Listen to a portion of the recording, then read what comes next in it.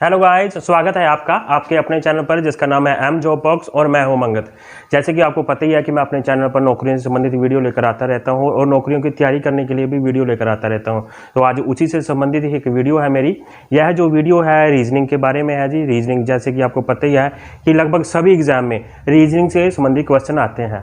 अभी जैसे कि करंट आपका हरियाणा पुलिस का हुआ है एग्जाम, तो उसमें आपने देखा होगा कि रीजनिंग के बहुत सारे क्वेश्चन आ रहे हैं। तो बच्चों को नहीं था ध्यान, तो उनके बारे में मेरी वीडियो है आज। तो ध्यान से देखिए जी कैसे है ये मेरी वीडियो और कैसे मैं आपको बताऊंगा कि रीजनिंग के क्वेश्चन कैसे हल करने हैं, बिल्कुल आसान तरीके से। देखते रहिए, वीडियो एंड तक देखिए ताकि आपको समझ आ सके, पैटर्न समझ आ सके, आपको पता चल सके कि रीजनिंग क्वेश्चन हमने कैसे सॉर्ट आउट करने हैं। तो जो पहला सम है आपके सामने देखिए जी। निम्नलिखित में से 5 में से 4 समान हैं, वह एक समूह बनाते हैं और कौन सा है जो समूह में शामिल नहीं है। जी हाँ, जैसे कि मैंने आपको बताया कि कोई भी जो है इनमें से एक ऐसा वर्ड है जो इसमें शामिल नहीं है। जैसे कि पहला ही आंसर है हमारा 12 है, दूसरा आंसर हमारा 24 है और तीसरा 84 है और फिर 48 48 है और 36 है। तो बहुत से ऐसे भी हमारे साथी होंगे जो आंसर दे रहे होंगे कि 12 है, कुछ ऐसे साथी हैं जो आंसर दे रहे हैं कि 84 है। तो आप पैटर्न को समझिए और इसमें देखिए कि आंसर क्या बनेगा। जी हाँ, जैसे हम 4 को 3 से करें 12 बनता है, वैसे 6 को 4 करें, 6 को 4 से गुणा करें तो 24 बनता है, 16 को 4 से 12 को 4 से करें तो 48 बनता है और 9 को 4 से मल्टीप्लाई करें तो 36 बनता है। लेकिन ये तो सभी सेम है, तो आंसर तो हमारा निकला ही ना। तो हम इसमें देखेंगे कि ऐसा कौन सा है जो इसमें है। अगर हम इसमें स्क्वायर देखें, बहुत सा ध्यान से देखिए, मेरी बात सुनिए, स्क्वायर देखिए लगा के आप। 12 में कोई स्क्वायर है? बिल्कुल नहीं है जी। 24 में कोई स्क्वायर है? नहीं है जी। 84 में कोई स्क्वायर है? नहीं है जी। और 48 में कोई स्क्वायर है? बिल्कुल नहीं है जी। 36 देखिए जी, 36 में कोई स्क्वायर है? जी हाँ, 36 में स्क्वायर है जी। कौन सा स्क्वायर है जी? 36 का देखेंगे हम स्क्वायर क्या है जी, 6 का स्क्वायर है। जी हाँ, 6 × 6 यानी कि कितना होता है जी, 36। तो आंसर क्या आ गया हमारा, 36। तो यदि मैं आपको बताऊं तो आगे जैसे कि ये क्वेश्चन मेरा आप ध्यान से देखिए। जैसे कि साइड को हम क्या लिखते हैं, SIDE को हम क्या लिखते हैं, DSIEE। और रोम को ROAM, रोम को हम क्या लिखते हैं, AROM। तो उसी तरह अगर हम इसी प्रकार लिखते रहे इनको, तो डक को किस प्रकार लिखा जाएगा जी। ध्यान से देखिए मेरी वीडियो और समझिए कि ये ऐसे क्वेश्चन भी आपको कई बार एग्जाम में मिल जाते हैं, तो बहुत से बच्चे कंफ्यूज हो जाते हैं। तो उनकी आज कंफ्यूजन मैं दूर करूंगा। ध्यान से समझिए जी, बिल्कुल इजी वे से समझाऊंगा आपको जी। देखिए जी, साइड SIDE, साइड को कैसे लिखा जाता है जी, ध्यान से देखिए सामने, DSI और E, और आगे हमारा वर्ड है जी रोम, ROAM। रोम को कैसे लिखा जाता है जी, ध्यान से देखिए जी। रोम को हम लिखते हैं जी AROM। ऐसा आपको पहले एग्जामिनर द्वारा बता दिया जाएगा। ऐसी एग्जाम्पल आपको एग्जामिनर द्वारा पहले बता दी जाएगी कि ऐसा ऐसा हमने वर्ड क्रिएट किया था और ऐसे हम बना दिया। अब आगे पूछेगा नेक्स्ट क्वेश्चन कि अब इसको हम कैसे कन्वर्ट करें। तो ये है हमारा क्वेश्चन जी, DUCK। तो आप पैटर्न समझिए जी। साइड को DSIE कैसे लिखा, तो आप सबसे पहले समझने का इजी वे है जी, इसके ऊपर काउंटिंग लिख लीजिए जी। S के ऊपर देखिए, सपोज कीजिए, मान लीजिए S क्या है, हमारा फर्स्ट वर्ड है, I हमारा सेकंड है और D हमारा थर्ड है और E हमारा फोर्थ वर्ड है। अब इसी को आगे हम अगर मैं आपको समझाऊं कि साइड को DSIE कैसे लिखा, तो देखिए ध्यान से देखिए। सबसे पहले जो है थर्ड वर्ड जो है वो हमारा पहला वर्ड बना दिया गया है जी। साइड का जो थर्ड वर्ड था वह हमने आंसर में फर्स्ट वर्ड बना दिया है जी। अगर हम फर्स्ट वर्ड की बात करें तो उसको हमने आगे जाके सेकंड वर्ड बना दिया है जी। और आगे हम देखें जो सेकंड वर्ड था उसको हमने थर्ड बना दिया है जी। ये देखिए ये पैटर्न है। आगे मैं बताऊं, अगर आपको ये कंटिन्यू चलता रहेगा जी। फोर्थ जो वर्ड है हमारा वो आगे कन्वर्ट कर दिया। आगे आप समझिए, आगे वाले को आंसर में समझिए, रोम में समझिए, आपको और आसानी से समझ आएगा। रोम में भी पहले हम काउंटिंग कर लेंगे, 1 2 3 4 काउंटिंग कर लेंगे। जैसे ही ऊपर पैटर्न था जी, दूसरा जो वर्ड था, तीसरा जो वर्ड था और फोर्थ जो वर्ड था, ध्यान से देखिए जी। थर्ड जो वर्ड है हमारा, इसमें थर्ड वर्ड जो था वह हमने फर्स्ट वर्ड बनाया है। और इसी में अब हम देखें, इसका ये जो है थर्ड हमारा, थर्ड वर्ड जो है हमारा फर्स्ट वर्ड बना हुआ है जी। यानी कि ए जो है हमारा फर्स्ट वर्ड बन गया। ऊपर वाले में भी डी जो था हमारा फर्स्ट वर्ड बना था और सेकंड वाले में भी जो थर्ड वर्ड है वो हमारा फर्स्ट वर्ड बन चुका है। वैसे ही अगर हम साथ के साथ आंसर भी निकालते जाएं तो नीचे देखिए आप काउंटिंग लगा लेंगे, पहले 3 4 तो जो हमारा थर्ड वर्ड होगा, थर्ड वर्ड आप समझ रहे होंगे, सामने आपके लिखा हुआ है सी, तो सी लिख लेंगे सबसे पहले हम। अब जैसे कि ऊपर वाले में मैंने आपको बताया था कि साइड में जो डी है हमारा थर्ड वर्ड जो है पहले बनाया है, और जो एस ले लिया हमने वो हमारा फर्स्ट वर्ड था। अब इसमें फर्स्ट वर्ड क्या है हमारा, डी है, डी लिख लेंगे जी। उसके बाद देखिए आगे ऊपर वाले में फिर मैं आपको लेकर चलता हूं समझाने के लिए। हमारा डी वर्ड भी निकल गया, एस वर्ड भी निकल गया, आई और ई रह गया है। दूसरा वर्ड जो है हमारा तीसरा बना है, तो यहाँ जो दूसरा वर्ड हमारा यू है तो इसको हम थर्ड वर्ड बनाएंगे। यहाँ भी हमने सेकंड को थर्ड बनाया था, यहाँ भी हमने सेकंड को थर्ड बनाया है, और आंसर में भी हम सेकंड को थर्ड बनाएंगे जी। और लास्ट में जो बचा वो हम अपना वर्ड लगा देंगे। तो ये क्या आ गया, हमारा आंसर आ गया जी। तो ये है जी हमारा रीजनिंग का अगला क्वेश्चन। आपको अच्छा लगा है तो लाइक कीजिए। क्वेश्चन जी रीजनिंग का, ध्यान से देखिए जी। एक लड़की की ओर इशारा करते हुए दिव्या ने कहा कि वह मेरे दादाजी की एकमात्र पुत्र की बेटी है। वह लड़की दिव्या से किस प्रकार संबंधित है जी। आंसर देखिए जी, भाई, कजिन हो सकती है, चाची हो सकती है, बहन हो सकती है, या इनमें से कोई नहीं हो सकती। तो ध्यान से क्वेश्चन पढ़िए। क्वेश्चन पढ़ते समय ना आप कंफ्यूज मत होइए, आराम से पहले क्वेश्चन समझ लीजिए जी, धीरे धीरे पढ़िए क्वेश्चन। क्वेश्चन में यही आंसर है जी।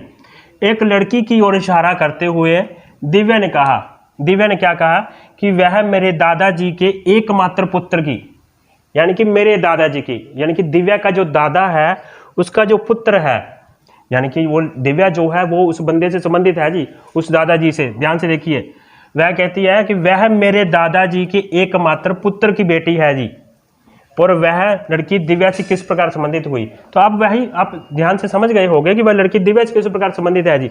वो कह रही है कि एकमात्र पुत्र की बेटी है, यानी कि आंसर क्या आएगा, बहन।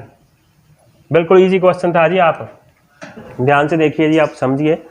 अक्षर LMEA में से प्रत्येक अक्षर का प्रत्येक शब्द में केवल एक बार उपयोग करते हुए अंग्रेजी के कितने अर्थपूर्ण शब्द बनाए जा सकते हैं जी।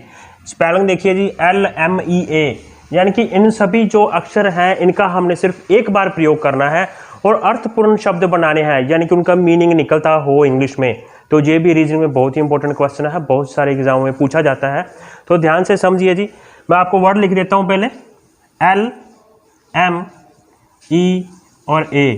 आपको क्लियर दिखाई दे रहा होगा जी, LMEA। तो ये चार अक्षर हैं जी। इन चारों अक्षर को हमने आगे पीछे करके इस तरीके से जोड़ना है कि कोई अर्थपूर्ण शब्द बन सके जी। जैसे कि मैंने आपको पहले बना के दिखाता हूँ एक। ये देखिए जी, कोई से भी एक वर्ड जो आप स्टार्ट कर लीजिए। L से शुरू कर लेते हैं जी, L A M और E, ये हमारा फर्स्ट वर्ड है जी। आगे मैं बताऊं और कौन सा वर्ड बन सकता है जी, M। आगे मैं आपको थोड़ा सा डिटेल में बता देता हूं, ध्यान से देखिए जी। अगर मैं इसी से संबंधित एक और वर्ड बनाऊं तो देखिए जी, M ले लेते हैं, MALE, मेल। तो ये भी एक वर्ड बन गया। लेम एक वर्ड था, और एक वर्ड बना के देखें, MEA और L, मील। मेल मैंने आप सभी जानते हैं, मील मैंने आपको पता ही है जी, और लेम मैंने भी पता ही है। तो ये जो है तीन वर्ड है जी इंग्लिश के, अर्थपूर्ण शब्द है जी, इन तीनों का ही मीनिंग निकलता है। तो ऐसे बहुत से सम है जी, बहुत से क्वेश्चन है आपको रीजनिंग में आएंगे। तो आप इनको ज़्यादा से ज़्यादा प्रैक्टिस करोगे तो आपको समझ आ जाएगा कि आपने कैसे हल करना है जी। ये है जी हमारा नेक्स्ट सम जी। इसमें आप देखिए, यदि सी को हियर कहा जाता है, हियर को फील कहा जाता है, फील को स्मेल कहा जाता है, तो ईयर्स किसके लिए प्रयोग होगा जी। ध्यान से देखिए जी, बहुत ही इंपॉर्टेंट क्वेश्चन है जी। बहुत से बच्चे कंफ्यूज हो जाते हैं ऐसे क्वेश्चन में और एक नंबर अपना कटवा लेते हैं जी, लेकिन एक सेकंड का आंसर है जी। ध्यान से देखिए, यदि सी को हियर कहा जाता है, यानी कि जो हम देखते हैं उसको हम क्या मीनिंग लेते हैं, उसका हियर, सुनने के लिए, और हियर को फील, और जो हमने सुनना है उसको हम क्या मानेंगे, फील मानेंगे, और फील को स्मेल, और जो हम फील करते हैं उसका आंसर हमने क्या मानेंगे, क्या सोचेंगे, स्मेल मानेंगे। तो ईयर किसके लिए प्रयोग होगा, ईयर। जैसे कि मैंने आपको ऊपर बता के आया हूं कि ईयर को फील कहा जाता है, तो ईयर क्या है जी, यानी कि सुनने के लिए हम किसका प्रयोग कर रहे थे, फील का। तो हमारा आंसर क्या आया जी, ईयर का प्रयोग हमने किस लिए किया जी। ध्यान से देखिए जी, ईयर का प्रयोग हमने किस लिए किया, फील के लिए जी। तो हमारा आंसर क्या आया, फील। ये है जी रीजनिंग का नेक्स्ट क्वेश्चन।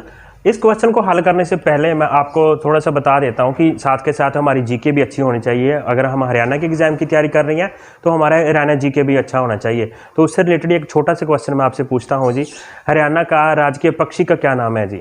हरियाणा के राजकीय पक्षी का क्या नाम है? आप जल्दी से कमेंट बॉक्स में मुझे कमेंट कीजिए आंसर, तब तक मैं आपको ये सम सोल्व कराता हूँ। तो बहुत से बच्चों को आंसर आता भी होगा, लेकिन आप फिर भी मुझे कमेंट करके बताइए कि क्या आंसर है। तो चलिए बताता हूँ। ये देखिए जी, क्या सम है जी? कवर जिस प्रकार संबंधित है मोबाइल से, उसी प्रकार डैश संबंधित है पत्र से। बहुत से इजी क्वेश्चन है जी। सभी को पता है कि मोबाइल के लिए कवर होना चाहिए और मोबाइल बहुत जरूरी है, मोबाइल के लिए कवर। उसी प्रकार डैश से संबंधित है पत्र, तो पत्र के लिए क्या जरूरी होना चाहिए जी? बहुत से बच्चों ने कमेंट करके बताया मुझे। और अगर मैं आपको बताऊं, इजी सा आंसर है इसका जी, पत्र संबंधित है जी लिफाफे से। पत्थर जो है हमारा लिफाफे के बिना उसका कोई स्कोप नहीं है, वैसे मोबाइल का कवर के बिना नहीं है। ये है जी मेरा नेक्स्ट क्वेश्चन रीजनिंग से संबंधित है। लेकिन मैंने आपसे पहले एक क्वेश्चन पूछा था जी, हरियाणा के राजकीय पक्षी का नाम बताएं। तो बहुत से बच्चों ने बता दिया है, तो कुछ मैं उनको आप क्लियर भी करा देता हूँ उसका आंसर। हरियाणा का राजकीय पक्षी का नाम है जी ब्लैक फ्रैंकोलिन, यानी कि काला तितर। अगर आप ऐसे और भी क्वेश्चन जानना चाहते हैं तो हमारे चैनल को सब्सक्राइब कर लीजिए और वीडियो को ज़्यादा से ज़्यादा लाइक जरूर कीजिए जी, और शेयर भी कीजिए। आगे मैं आपसे एक और क्वेश्चन पूछता हूं और उसका भी जल्दी से आप कमेंट करके मुझे आंसर बताना, तब तक मैं आपको ये सम सोल्व करवा दूंगा। क्वेश्चन है जी, हरियाणा का कुल क्षेत्रफल कितना है जी? हरियाणा जो है कितने क्षेत्रफल में फैला हुआ है जी? ये जल्दी से आप मुझे कमेंट करके आंसर दीजिए, तब तक मैं आपको ये सम करवाता हूं जी। ये देखिए जी, नीचे दिए गए 5 में से 4 जो है किसी तरह से एक से हैं जी और अपना समूह बनाते हैं। कौन सा है जो समूह में शामिल नहीं है जी? ध्यान से देखिए जी। फर्स्ट क्वेश्चन में हमारा फर्स्ट जो ऑप्शन में जो हमने आंसर दिया है उंगली है जी, सेकंड हथेली है जी, थर्ड अंगूठा है, फोर्थ हमारा नाखून है और पांचवा हमारा हाथ है जी। तो ऐसे 4 कौन से हैं जो एक समूह बनाते हैं और एक जो है हमारा आंसर है जी। देखिए जी, उंगली, हाथ और अंगूठा ये जो है, और नाखून ये जो है तो सारे पार्ट हमारे हाथ के। तो हम पूछना चाहते हैं कि ऐसा कौन सा है भाई इनमें से जो डिफरेंट है, अलग है। तो ये जो उंगली है जी वो हथेली से अलग है, अंगूठा है वह भी हथेली से अलग है और उंगली से अलग है, नाखून है वह जो है आप अगर देखेंगे तो नाखून को उंगली की कैटेगरी से अलग कर सकते हैं, हथेली की कैटेगरी से अलग। लेकिन ये जो है ये सारे जो है हमारे हाथ के पार्ट हैं। तो हमारा आंसर क्या आया जी? हाथ। तो ये जो है ये सारे ऊपर जो हैं हमारे हाथ के पार्ट थे, ये समूह बना रहे थे, लेकिन हाथ जो है ये अलग है, यानी कि ये जो है सारे हाथ में सम्मिलित हैं। तो ये है हमारा आंसर इसका। और जो मैंने क्वेश्चन किया है जल्दी उसको कमेंट करके मुझे आंसर दीजिए जी। ये है जी हमारा नेक्स्ट क्वेश्चन जी रीजनिंग का। ध्यान से देखिए जी, एक लड़की की ओर इशारा करते हुए दिव्या ने कहा कि वह मेरे दादाजी की एकमात्र पुत्र की बेटी है। वह लड़की दिव्या से किस प्रकार संबंधित है जी? आंसर देखिए जी, भाई, कजिन हो सकती है, चाची हो सकती है, बहन हो सकती है, या इनमें से कोई नहीं हो सकती। तो ध्यान से क्वेश्चन पढ़िए। क्वेश्चन पढ़ते समय ना आप कंफ्यूज मत होइए, आराम से पहले क्वेश्चन समझ लीजिए जी, धीरे धीरे पढ़िए क्वेश्चन। क्वेश्चन में ये आंसर है जी, एक लड़की की ओर इशारा करते हुए दिव्या ने कहा, दिव्या ने क्या कहा कि वह मेरे दादाजी के एकमात्र पुत्र की, यानी कि मेरे दादाजी की, यानी कि दिव्या का जो दादा है उसका जो पुत्र है, यानी कि वो दिव्या जो है वो उस बंदे से संबंधित है जी, उस दादाजी से। ध्यान से देखिए, वह कहती है कि वह मेरे दादाजी के एकमात्र पुत्र की बेटी है जी, और वह लड़की दिव्या से किस प्रकार संबंधित हुई। तो आप वही आप ध्यान से समझ गए होंगे कि वह लड़की दिव्या से किस प्रकार संबंधित है जी। वो कह रही है कि एकमात्र पुत्र की बेटी है, यानी कि आंसर क्या आएगा? बहन। बिल्कुल इजी क्वेश्चन था जी। आप ये है ये हमारा अगला सम। ध्यान से देखिए जी, 26 जिस प्रकार 5 से संबंधित है उसी प्रकार 65 संबंधित है जी। ध्यान से देखिए जी, 26 जिस प्रकार संबंधित है 5 से, तो 65 किससे संबंधित होगा जी? सोचिए, विचार कीजिए और आंसर निकालिए। आप 1 सेकंड में आंसर निकाल सकते हैं जी इसका। बहुत से लोग कंफ्यूज हो जाएंगे कि 26 किस प्रकार संबंधित है जी 5 से। सोचिए जी, और 65 आगे हमने आंसर निकालना है। 65 कैसे इसका आंसर है जी, कैसे निकलेगा जी? तो पहले 26 को हल करेंगे जी, यानी कि 26 का 5 से क्या रिश्ता है जी, और 26 को 5 से क्या जोड़ कर सकते हैं, क्या माइनस कर सकते हैं, क्या मल्टीप्लाई कर सकते हैं, ये हम पैटर्न समझेंगे जी। तो पहले मैं आपको 26 समझा देता हूँ कि 5 से संबंधित कैसे है जी। समझ लीजिए आसान भाषा में जी, 5 का स्क्वायर कर देते हैं जी। 5 का स्क्वायर बहुत से बच्चों को आता होगा आसानी से, 5 5 25 होता है जी, और प्लस 1 कर देते हैं जी। और कितना बन गया जी 26 बन गया जी। कितना इजी आंसर था जी। 5 का स्क्वायर करें 25 और 1 प्लस किया 26। वैसे ही अगर हम 65 को समझें जी तो इसका भी आसान भाषा में हम इसको जो हमने ऊपर पैटर्न शुरू किया है हमने खत्म भी उसी पे ही करना है जी। ऊपर हमने स्क्वायर लिया था तो इसी में भी स्क्वायर लेंगे। 65 किसका स्क्वायर है जी। 65 तो किसी का स्क्वायर नहीं है, लेकिन 8 का स्क्वायर है जी। वेरी गुड जी, बहुत से बच्चों ने आंसर दे दिया है जी। 8 का स्क्वायर है जी 64 और प्लस 1 कर देते हैं तो आंसर आ जाएगा जी 65। जी हाँ, तो ये हमारा आंसर क्या है जी 65। तो ये था जी हमारा नेक्स्ट सम का आंसर। तो यदि आपको मेरी वीडियो अच्छी लगी है तो लाइक कीजिए।